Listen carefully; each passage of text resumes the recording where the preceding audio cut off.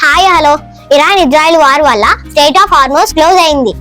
World oil supply దగ్గరగా 25% close అయింది. దీంతో పాకిస్తాన్, బంగ్లాదేశ్, శ్రీలంక వంటి దేశాల్లో ఆయిల్ క్రైసిస్ వల్ల కొన్ని ఇండస్ట్రీస్ క్లోజ్ అయ్యాయి.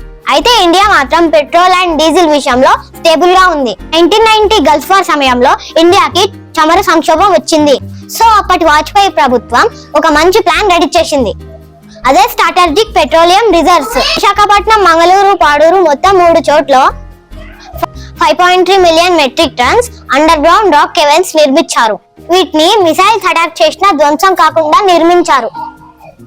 కోవిడ్ టైంలో ఇండియా ఈ రిసర్వ్స్ మొత్తం నింపేసింది. ఇండియాలో SPR plus oil companies storage మొత్తం కలిపితే 74 డేస్ రిజర్వ్స్ ఉన్నాయి. ఇప్పుడు ఇండియా రష్యా నుంచి 75% డిస్కౌంట్ లో ఇంపోర్ట్ చేస్తుంది.